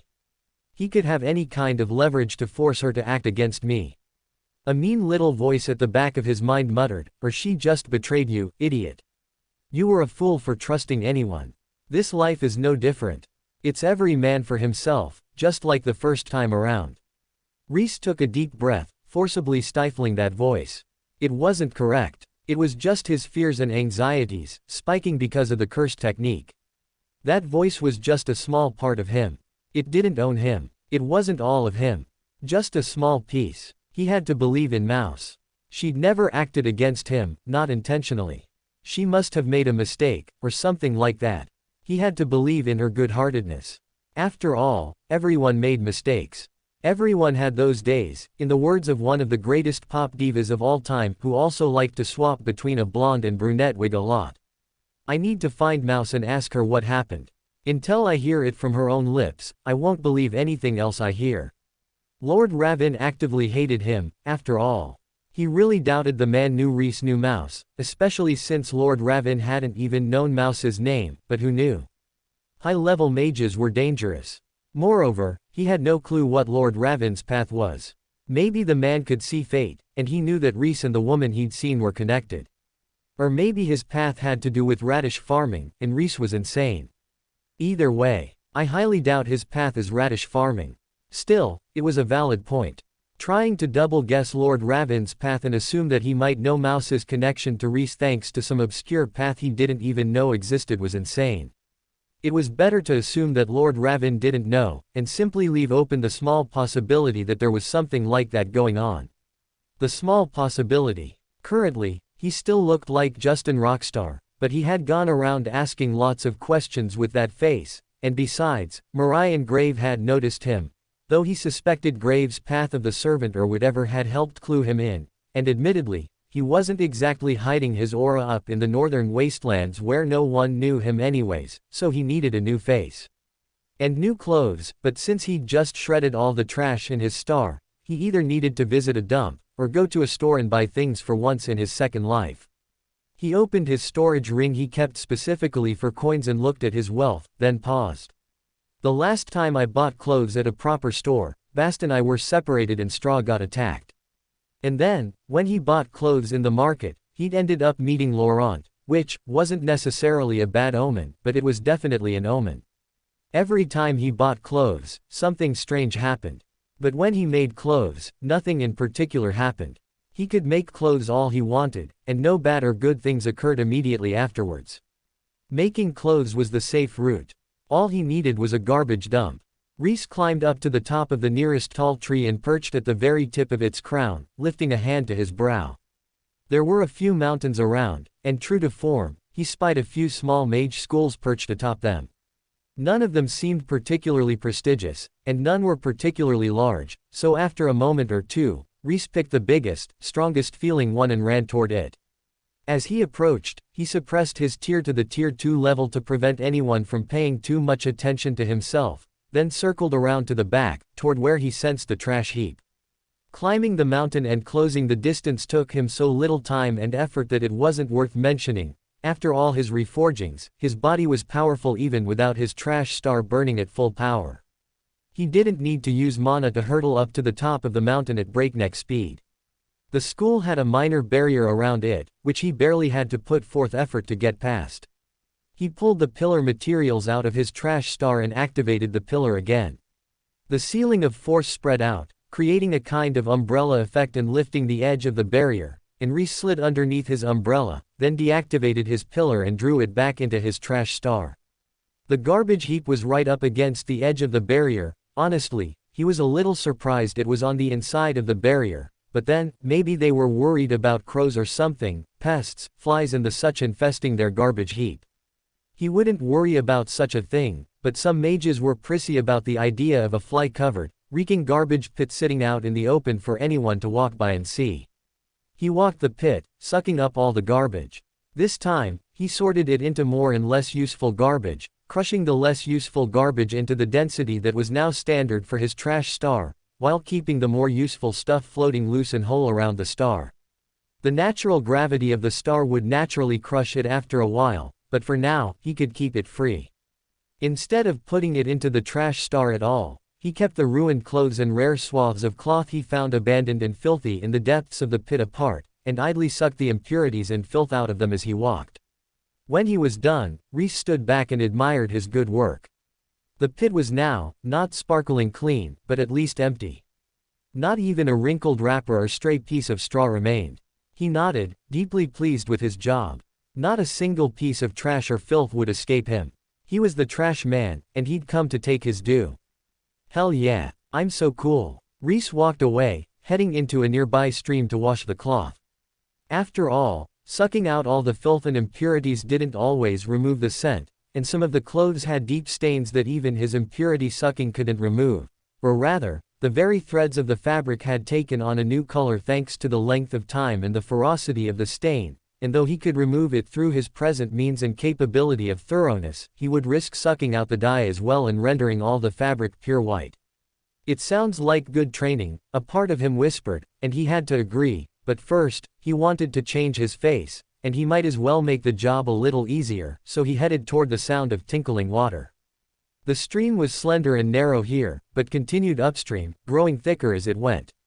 Before long, he found the place where this little stream split off from the main stream, and stared in disgust. How was he supposed to bathe in this to change his face? The water was filthy. Black, brown and putrid, lumps of fat floated on its top, while strange colors mingled in its depths. It stunk so viciously even Rhys could smell it, and exuded a strong medicinal aura, as well as thick impurities. A slow smile spread over Rhys's face. Excellent. He could use some liquid filth. It wasn't his first time purifying water. He'd done it under the Empire's city, and had occasionally returned there to suck up more filth, in between running his snack shacks. He extended his mana aura and absorbed all the dirty water he could reach, walking slowly but steadily forward to suck up more and more filth. He walked uphill, naturally, toward the peak, which made him a little nervous. He didn't want to get anyone's attention, especially not with such a delicious source of trash at hand, his face unchanged, and his new clothes still raw fabric. Just to be careful and exude the minimum possible energy, he lowered his tier to tier 1 as he approached the peak. He couldn't stop, though. The filth only got more intense the closer he got to the top. Already, it was nearly at the level of an impure well.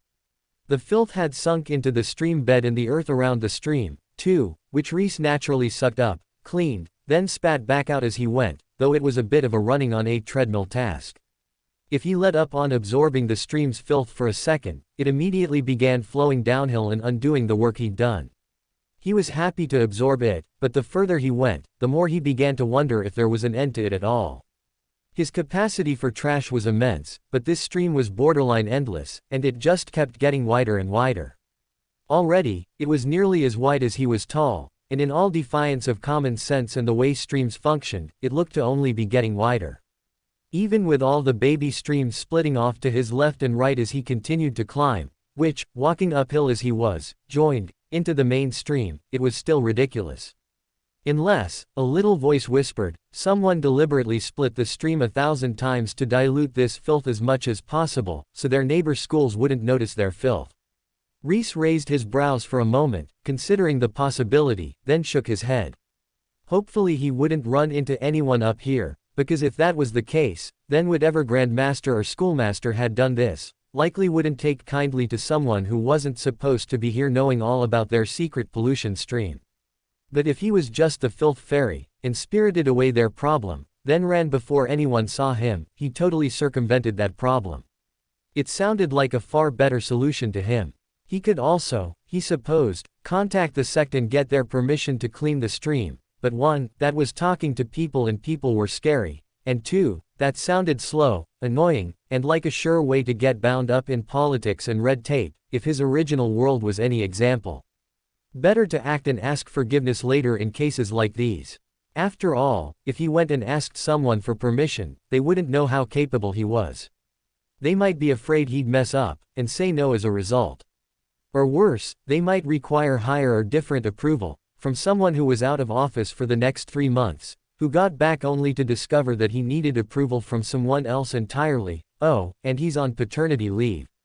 Anyways, he absolutely did not want to mess with that tangled web, so better to just act now. If they didn't want him to clear the stream, then he truly had to question their motives in possessing the stream. It seemed like an evil school kind of thing to do, and if they were evil, then he was justified in cleaning the stream, and, in fact, was doing a service to everyone who lived in their vicinity. Either way he could think about it, stream cleaning was a good idea and a net karmic positive in the world, and getting permission just sounded like opening a can of worms for funsies, when he could not open that can and let it sit wormily in the corner while he fixed the problem. Further and further up the mountain.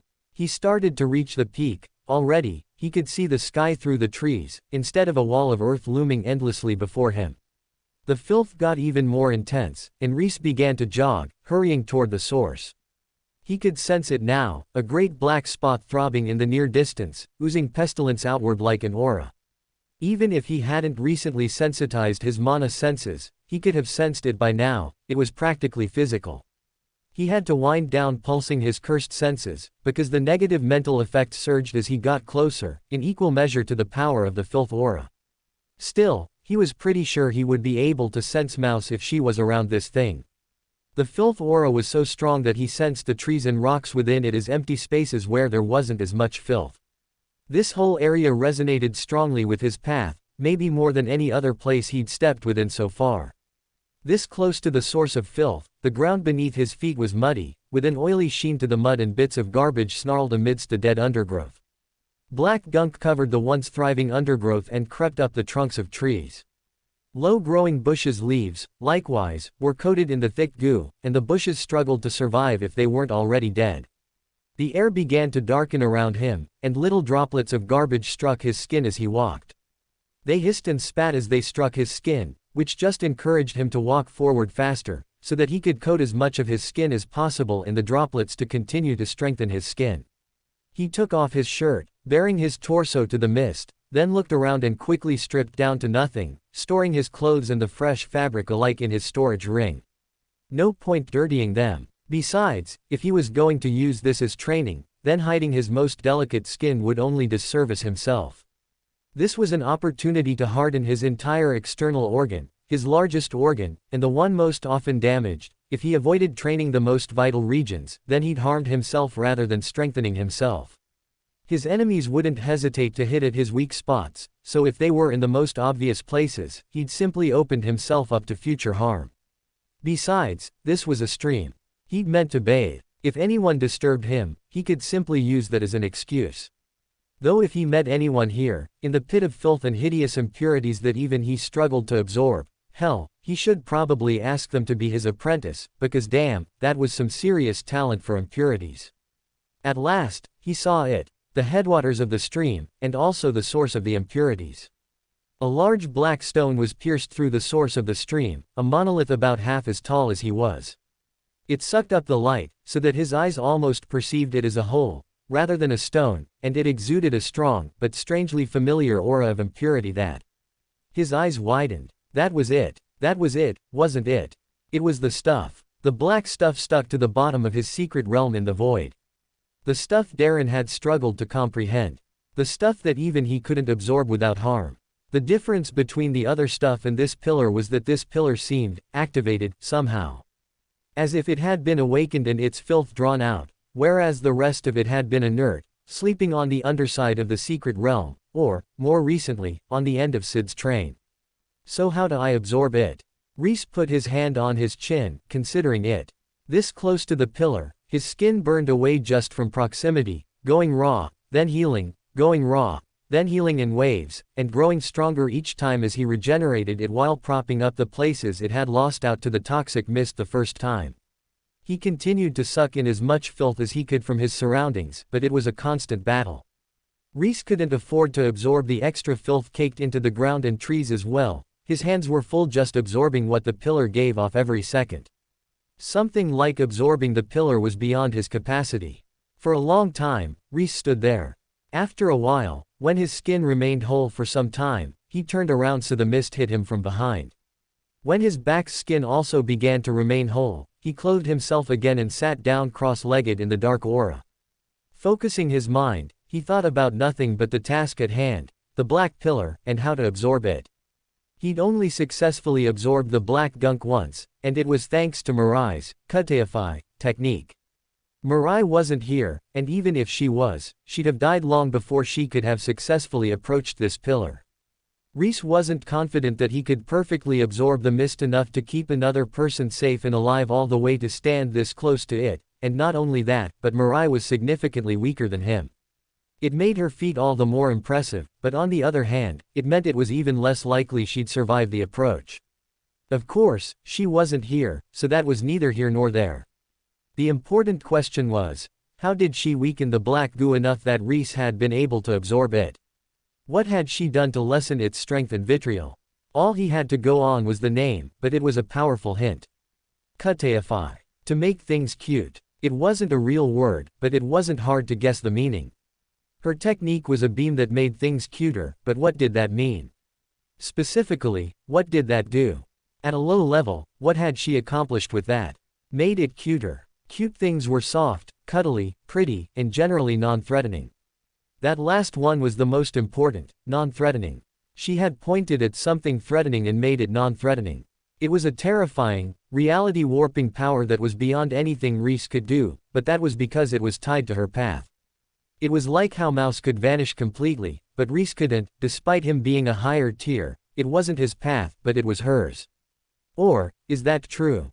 He wasn't thinking of it right.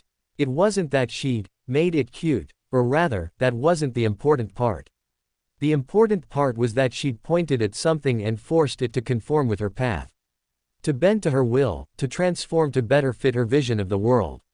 And maybe that was what absolute existence had been looking for. Now that he was thinking about it, the ability to change things to fit their vision of the world. It was another way to group him, and Mirai, and the Empress. They were all able to alter the world around them to fit their vision, whether it was better or not. Something stirred deep within him, and he felt as though maybe that was closer to the truth than his original guess of cleaning or fixing, but he still felt that he hadn't fully grasped the concept. There was more to it, but that would come with time and study. What he needed right now was the practical application of altering the world to fit his path, so that he could trashify the pillar. He gazed at the pillar. This whole time, he'd been able to warp things as long as he perceived them as trash, but this was the opposite. This was altering something that wasn't trash to make it trash. He had occasionally warped his perception to alter things to trash before, but this wasn't the same. This was pointing at something, acknowledging that it wasn't trash, and forcing it to become trash by his will alone. Rhys lifted his finger and pointed at it. Become trash. Nothing happened. He lowered his hand and pursed his lips. The concept was right. He was pretty sure he had the right idea, and the right line of thinking, but he wasn't connecting things right in his brain. He wasn't applying his mana correctly to activate an actual technique, he was just doing some wishful thinking.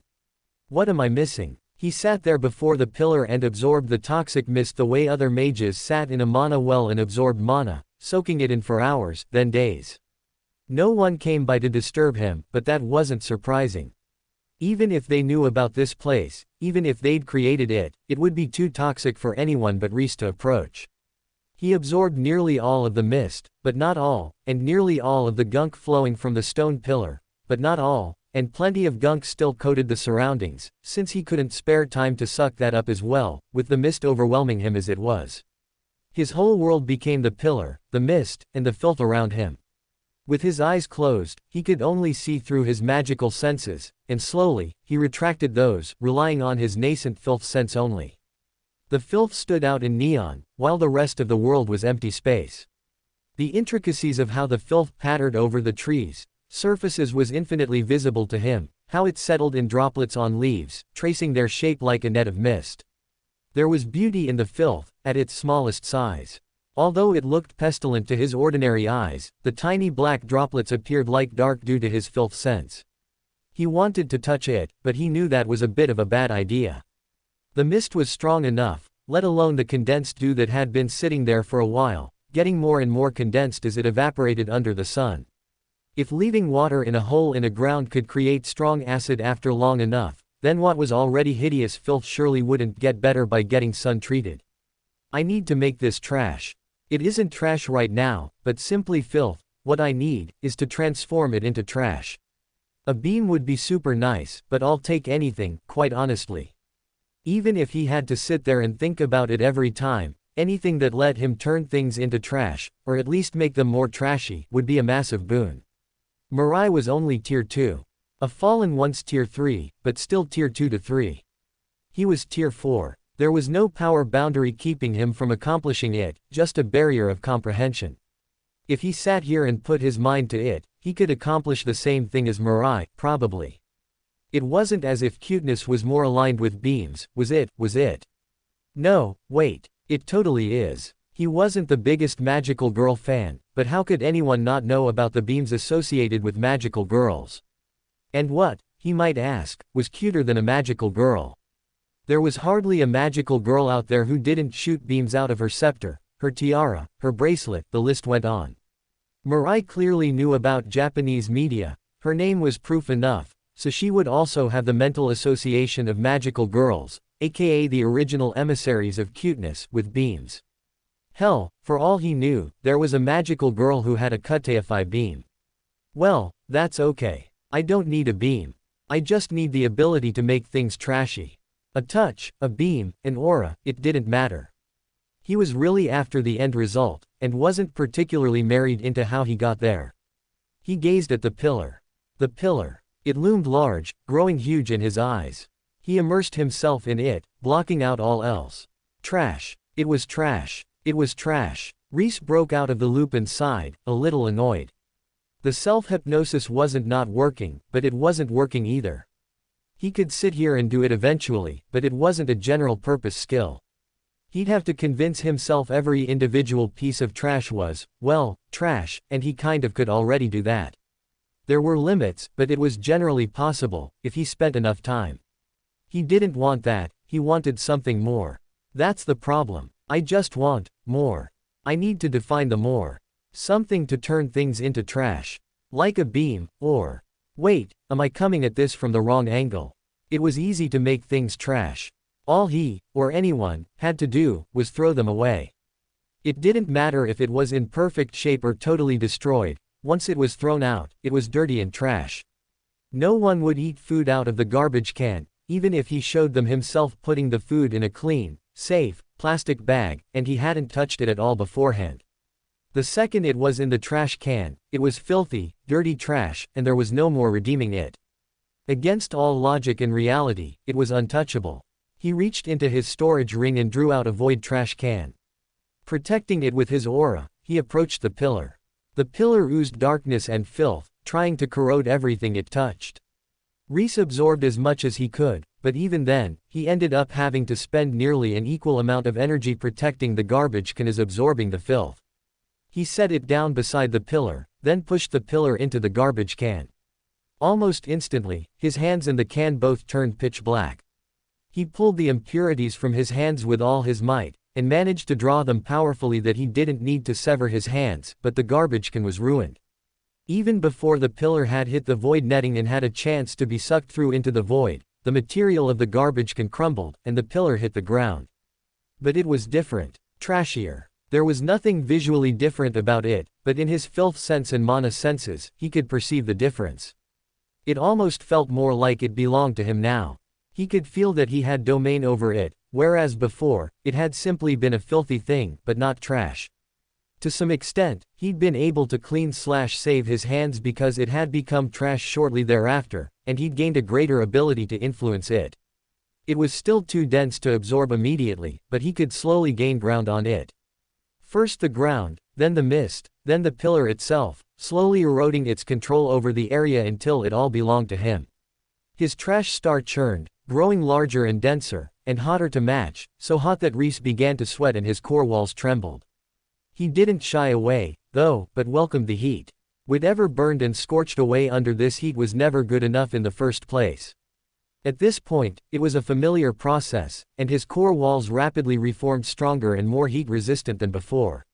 He sat up straight and slightly adjusted his stance, rubbing his solar plexus. With the heat from within, it felt a little like heartburn after eating particularly greasy food, a sensation he more associated with his first life. His stronger core walls didn't feel the heat any less strongly, so the sensation persisted, not horribly painful, but not comfortable, either. There were still a few tidbits of filth clinging here and there, lit up in his filth sense, and he had nowhere to be, so he carefully absorbed all of it before pushing himself to his feet. There was a hole where the pillar had been, and from here, he could kind of see something in it. He edged up to the hole and peered inside. Rectangular yellow papers covered in red script covered a rock, completely coating it from all sides. Only little glimpses of the stone remained. Rhys frowned. Those looked like talismans. And if they were talismans, they were sealing something. But what? And why had the sealer hidden the seal under the pillar of filth? Well, maybe someone else came and placed the pillar on the stone afterward, he considered. The seal and the pillar weren't necessarily placed by the same person. Someone could have come along afterward and decided to corrupt the seal. But the seal was startlingly clean and uncorroded, unlike everything else around it. So, no, I think someone did place the seal in the pillar. Which takes us back to why. Protecting the seal made lots of sense, but there were lots of ways to protect a seal without covering it in inaccessible filth. Unless the filth was part of the seal, but how? Why? He just didn't have the answers. But what he did have, was a newly cleaned stream, a bunch of fabric, a filthy body, and a face to change. Rhys hopped into the waters and let them course over him, cleaning his body and clothes alike. He didn't have to breathe any longer anymore, so while he was under the water, he drew out the cloth he'd acquired earlier and started scrubbing. In no time flat, he'd cleaned himself and his fabric, and he was ready to make new clothes. But first, let's change my face. He was tired of being just an rockstar. He didn't really need to be a girl right now, so that was out, but there were plenty of cool men he could be. Like, Water Vapor in the Sky. It was a clunky name, but the guy was super cool, with his spiky blonde hair and big-ass sword. He wasn't going to make himself any shorter, but the face and the hair were good enough for him. And the muscle definition. Damn, that muscle definition. He broke the surface of the water much sexier than he'd entered it, carrying a sheaf of sopping wet fabric in one hand. Running his hair back, he looked around, and locked eyes with an old man, who stared at him. Rhys stared back, not sure what to say. They gazed at each other for a long time. The old man's white hair and beard stirred as a wind blew, doing little to dry Rhys's sopping wet clothes. At last, Rhys coughed. Can I help you? If I'm correct, you already have, the old man said, putting his hands behind his back. Rhys glanced at the place where the pillar had been, then thumbed at it. That thing. Yeah, I got rid of it. Unless you liked it, and then, wasn't me. The old man chuckled. No, we did not appreciate the Pilar's presence. Ordinarily, I would be alarmed or enraged to find someone within our school's barrier whom I did not invite, but since you've acted with such benevolence, it would be rude to discharge you. Tell me, stranger, why have you come here? Your trash heap was inside the barrier, and then the fabric I found in it. In the garbage heap. Yeah, it had a stain that I couldn't easily remove, so I went to wash it off in the stream, but the stream was polluted, so I followed it upstream to the source and found the pillar, and it seemed like good training, so I absorbed the pillar. Rhys said it all in one breath, then paused, thought back over his actions, and nodded, then smiled at the man. The old man raised his brows. You did not mean to assist our school. I mean, I didn't not mean to assist your school, you know. I didn't think I was harming you guys, but the school was kind of irrelevant to my decision process. They stared at one another. The old man's benevolent smile was starting to twitch a little. At last, the old man coughed. In any case, our school owes you a great debt. Would you mind coming back to our central square, so that I can share the good news? Sounds like loot to me. Sure. Oh, hey, do you know what the pillar was doing here? I can explain at the square. And now it sounds like a trap. Rhys warily scanned the man, but the man was only tier 4. Their power was equivalent, and if he had to choose, he felt like he was probably stronger. Who cares? If it's a trashy sect trying to pop a trap on me, I'll just absorb them all. He beamed. Sounds good. Let's go. The old man nodded. He turned and led Rhys down the mountain, toward the more civilized parts of the peak. Rhys followed happily, totally unworried. He had unleashed his full power earlier, so he was pretty sure the old man knew he was tier 4. But he cut his tier back to around 2 anyways, just in case. He'd rather be underestimated than overestimated. Even if this Grand Master knew his tier, there were still plenty of other weaker fighters who could make mistakes. He extended his subtler senses as he approached, but didn't sense too many people on the mountain. Just a few high-tier mages, and a few dregs of low-tier mages. They passed a building, and Rhys gave it a quick once-over as they passed. In his nascent trash sense, the whole thing lit up. It was abandoned, and long abandoned at that. Plants were growing in it, and an entire wall had caved in, revealing the rotting interior floors. Abandoned furniture sagged out of the building, and the walls were stained with water and mold. Is your school not doing well? The old man glanced over his shoulder. He caught sight of the ruined building and shook his head. No, not since that pillar of filth was installed atop our sect. Who did that to you? Rhys asked. He paused, still looking at the building. And, do you need that? Could I have it? No, we don't need it. You're free to take it, if you can. The old man chuckled smugly. Rhys lifted his hand, pointing his palm at the building, and absorbed strongly. The building broke apart and hurtled toward him, huge chunks of wall and whole ruined pieces of furniture flying at him. As they approached his palm, they tore themselves apart and vanished into his trash star. It was already overfull, and a whole building pushed its capacity limits even more, but Rhys welcomed the challenge. His star was already fully condensed, so all he could do was push outward on the capacity. The star wanted to squeeze out through the hole into the void, but he pinched that off, desperately holding it back with all his might. He wasn't going to let it go so easily. More like, I don't need to draw the attention of any more void creatures, he thought, snorting. That, and he wouldn't personally grow by pushing energy or material into the void. He grew by expanding the space inside his core realm, without taking up any more real space inside him or oozing out into the void. His core walls trembled, struggling to hold all the capacity, but he refused to stop. More. He wouldn't compromise or take the easy way out. He was going to absorb this entire building, and no one was going to stop him. The old man stared on in shock, then horror, then awe. The building crumbled away, whirling into Rhys's hand and vanishing. Rhys stumbled, visibly struggling, then with effort, made a swallowing motion. The heartburn sensation was worse than ever before, but he also felt stronger and more powerful than ever before. He was pretty sure he'd have been able to take on everyone he sensed on this peak before he absorbed that building, but afterward, he was kind of hoping they attacked him. He had too much energy. He needed to spend it somewhere. He finished absorbing the building and lowered his hand, tossing a nod at the old man. We can keep going now. The old man looked at the empty foundation where the building had been, then at Rhys, then back at the foundation. He nodded slowly. Yes, let's keep going. They didn't have much further to go before they arrived at the central square. It wasn't in great shape, either, though it wasn't as fully abandoned as the building he'd absorbed had been. Grass grew between the cobbles, and the buildings were run down, but not fully falling apart. A few random mages squatted around the square, most of them at least tier 3, though a few were lower. The lower realm mages looked downbeaten and exhausted, and barely dared to look at the stronger mages. They stuck to the edges, brushing the stone floor or polishing the ruined buildings. One of the stronger mages passed by and thumped a weaker mage by the shoulder, knocking him to the ground. The stronger mage didn't even look back, and the weaker mage climbed silently to his feet, his expression soulless, as if he were already dead, even though his heart beat and his limbs moved. I'm sensing a problem here, Rhys thought, eyeing the two groups of mages. He was starting to want to take on these guys even if they didn't attack him. He wasn't the morality police, or the kind of guy who'd go around deliberately finding schools with messed up hierarchies and fixing them according to his beliefs, but this seemed pretty severely problematic. Though he wasn't going to search anything out, he wasn't going to ignore what was right in front of his face, either, and he was severely starting to feel like he was looking at a problem. The old man kept walking into the center of the square, and Rhys followed. He cleared his throat. My reward. That's right, that's right.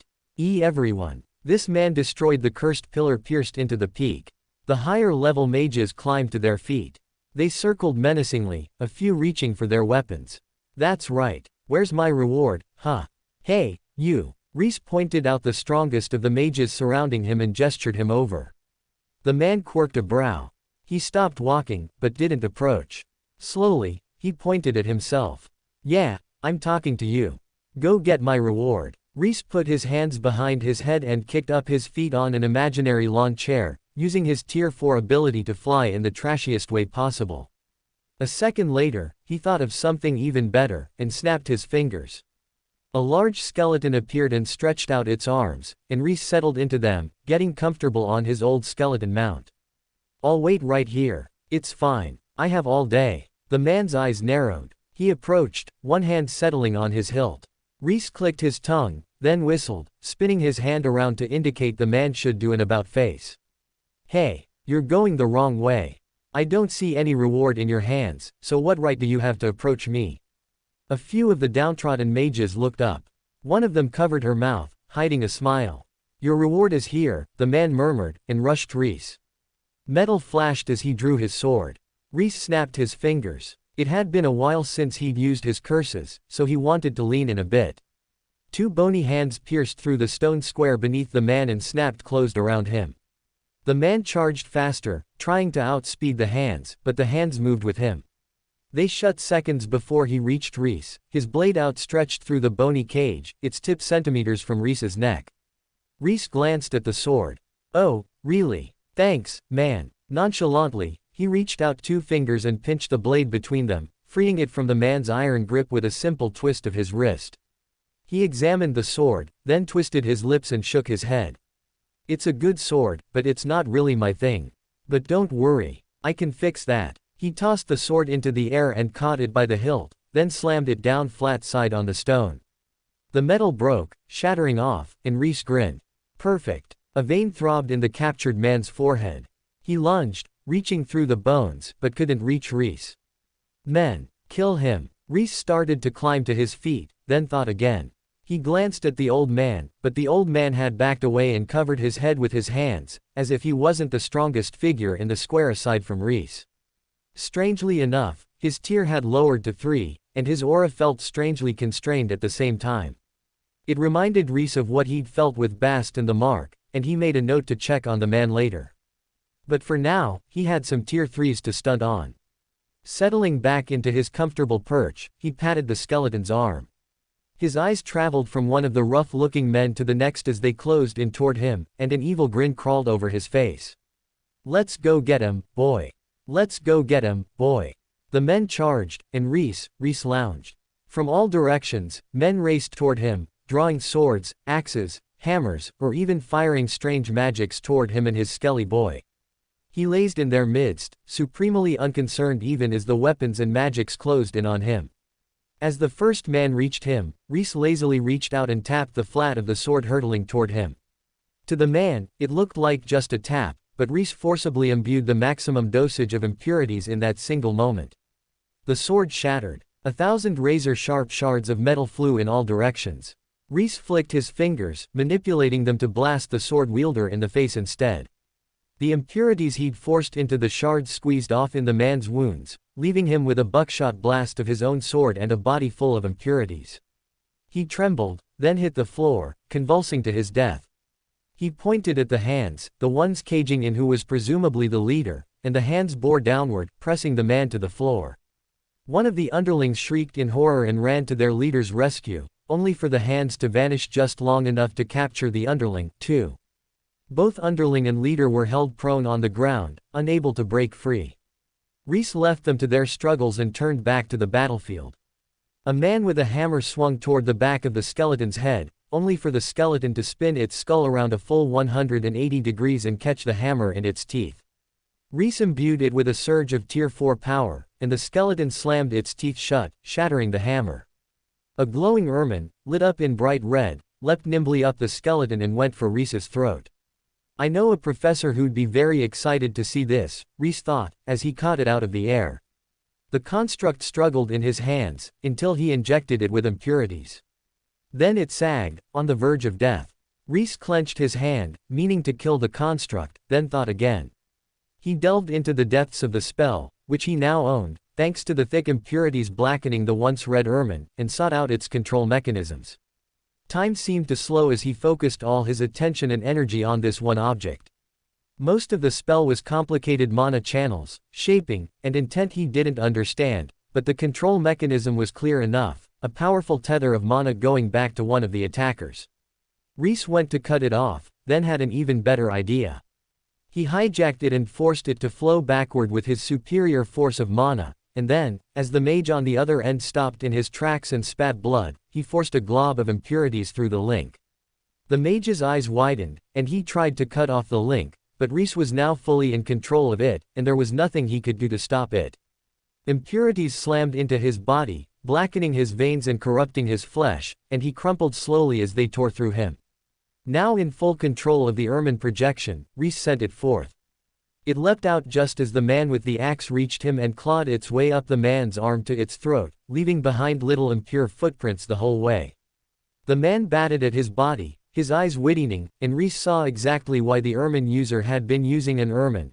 The little, lithe body easily whirled around the man's arm, evading his clumsy strikes, and the tiny thing was on his body, well inside the strike range of his axe, so he couldn't bring his primary weapon to bear on the now black ermine. And then it crawled into the throat it had torn open and kept tearing, all the way inside the man's body, and Rhys stared on in horror. Holy shit, I didn't know it would do that. I'm sorry, man. I just hijacked this thing, I didn't know it was going to eviscerate you from within. While the ermine wriggled around inside the man, biting and clawing and tearing, and the man screamed in pain and horror, batting at the lump of spell inside him, Rhys turned to the remaining men, only to find them retreating at speed. He frowned. Hey, hey, hey. Who tried to set a trap on who, huh? Get back here. Gesturing, he ordered the skeleton to stop them in their tracks. The skeleton lifted its foot and stomped. A ridge of bones pierced through the earth from its stomp, chasing after the men. When it reached them, it jabbed up through their feet, tearing their feet and ankles to bits. The men screamed and fell over, crawling away, only for the bone spurs to now tear into their entire bodies. The skeleton's eyes glowed, and the spurs retracted toward Rhys, pulling the men in with them. Rhys raised his brows. Huh, I'm learning so much right now. He hadn't known the skeleton could do that, either. He was mostly a physical or impurities fighter, which meant he hadn't really explored the limits of his curses or spell projections before. But now, he was kind of thinking he wanted to exactly that. He whirled his hand, recalling the ermine from the ruined body of the axe wielder. Extending his legs at last, he climbed out of the skeleton's hold and walked over to the cage of bones and looked down at the leader and underling. The black ermine crouched on his hand, gazing down at them with glittering obsidian button eyes. Smiling pleasantly, He tossed them a nod as though he were a friendly neighbor. Hello. Would either of you like to tell me who sent you here, what the purpose of the filth pillar was, and why you attacked me when I destroyed it? The underling bared his teeth in defiance. You'll never hear me. Rhys gave a silent command, and the ermine burst forth. It swooped into the underling's mouth and started doing what it did best. The underling screamed until he couldn't anymore, and then he just thrashed silently in pain. He looked at the leader and smiled. What about you? The leader narrowed his eyes and said nothing. There's potential there, but I bet he won't speak while his men live. The men were devoted to the leader's cause, whatever it was, but the leader was the cause. With the leader around, the men were less likely to talk. Conversely, with the men around, the leader wouldn't talk. But without the men, the leader was just a man, and he was pretty sure the leader would buckle to save himself. He hadn't at all reacted to his underling's death, after all, even though the underling had thrown himself into a curse to save the leader. Devotion flowed one way in this gang of thieves.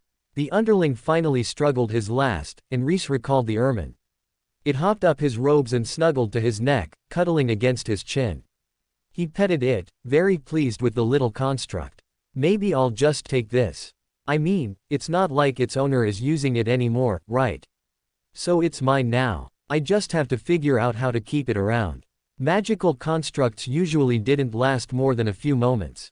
He'd been constantly feeding it mana to keep it from fading, and it wasn't like he could keep doing that forever. The real answer was to learn the technique that summoned the construct, but he didn't feel like doing that. He was all about the lazy, trashy way to accomplish things, and actually learning a technique wasn't lazy or trashy at all. He walked over to the mages caught in the skeleton's bone spurs. Any of you feel like talking? Never. We'll die first. One of them shouted. Rhys freed the ermine, granting that man his wish. The other two men looked a little less certain, as blood and gore splattered over them from the ermine's hard work, and their fellow man screamed and convulsed beside them. He turned to them. Well, do you two also want to die? Or do you feel like talking? One of the remaining two men scoffed defiantly. Your weapon is bound up in him. I'm not going to. Shish, shish. Rhys crouched, putting a hand over his face. He emitted impure smoke from his hand from the wildly burning trash star and forced it into the man's eyes, nose, and mouth.